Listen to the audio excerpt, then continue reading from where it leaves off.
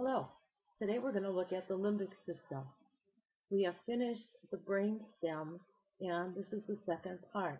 We are going to move upward and inward to the brain. So the brain stem was right here. Now we're moving upward and inside the brain. The limbic system cannot be seen from an external view. It can only be seen from an internal view. The word itself comes from a Greek word which means border, and that's sort of what it does. It borders two areas, two functionally very different areas of the brain, the hindbrain and the forebrain. So it's sandwiched between the two of them. As a system, it is made up of the thalamus, hypothalamus, hippocampus, and the amygdala. Sometimes this structure here called the corpus callosum is added, sometimes it is not. It's kind of the separation of the limbic system from the forebrain. One of the interesting things about the limbic system is the fact that starting in 1935, it was used as a type of psychosurgery. Interesting enough, in 1848, a man that we have talked about, Phineas Gage, had kind of an accidental lobotomy. And neurologically, what a lobotomy was a severing of the frontal lobe from the limbic system, somewhat controlling, making the patient much more docile. This was before therapeutic drugs were used, so there wasn't a lot that they could do with people who were extremely psychotic and somewhat aggressive, harmful to themselves or other people. As a procedure, it flourished in the 1940s and 50s. In the 1950s, with the inception of psychopharmacology, drugs used in the study of psychology, lobotomies were pretty much removed. They were thought to be barbaric and outlawed as a surgical procedure. Kind of interesting is the fact that in 1941, Rosemary Kennedy, a sister of President Kennedy, had a lobotomy, and unfortunately, she's one of the people that had a lobotomy that rendered her pretty disabled and that destroyed memories, destroyed certain functions. So let's look at the limbic system. The first part is the thalamus. It is a dual lobe, meaning there's one on each side, mass of gray matter. And its function is sensory perception. It also is important in the regulation of motor function and has a minor role with the reticular formation that we looked at in the hindbrain, controls sleep and awake states of consciousness.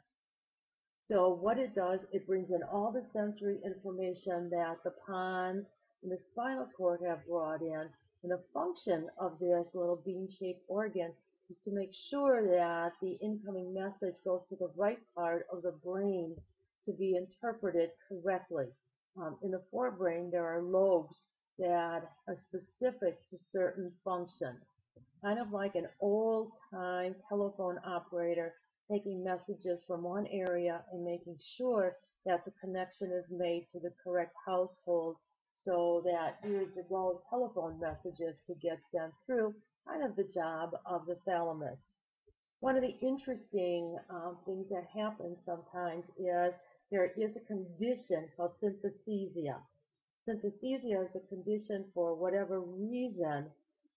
One pathway, for example, when you look at something, goes into the visual area of the brain to be interpreted, triggers an involuntary experience in a secondary sensory pathway. So maybe taste is also highlighted. So the person not only sees something, but they will actually have a taste perception of it. So if they look at something and see purple, they might also experience a grape taste with that. Very interesting disorder. The second part of the limbic system is the hypothalamus. Hypo means below, and that's exactly where it is. It is below the thalamus. It directs activities to maintain homeostasis or equilibrium in our body. For example, when you're hungry, where you want to get food, the hypothalamus initiates feelings of hunger. Also active in thirst, temperature control, control of emotion, and sexual arousal. It has a pleasure center in it. It also has a huge duty in that it governs the endocrine system, which is a system of glands that takes the messages that the pituitary sends about where homeostasis is not okay to the correct organ. So if you're hungry, the hypothalamus will send the message to the pituitary gland that sends hormonal messages to the stomach, and your stomach growls or you feel hungry. So it has a huge role in interacting with and making sure that our internal situation is correct. The hippocampus, and the word comes from a Greek word meaning seahorse. So here's the hippocampus here, here's a seahorse. So you can see where they came up with the name. I'm not so sure that, it looks that much like it, but it is definitely an area that has some looking at like a seahorse. The hippocampus is very, very involved in memory.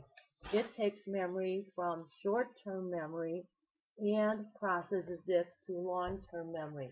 This should bring up questions about the fact that the hippocampus is huge in the disease Alzheimer's disease. It is one of the first regions of the brain to suffer damage. People will experience memory loss and some disorientation. For example, one of the earliest signs of Alzheimer's disease, which shows a deterioration in the hippocampus, is a person will get up and go in the kitchen and then not remember why they went to the kitchen. Now, if this happens to you once or twice, this does not mean you have Alzheimer's disease. In Alzheimer's disease, it's progressive and happens a lot. So if you don't know where your keys are and you're looking for your keys, do not get worried about it.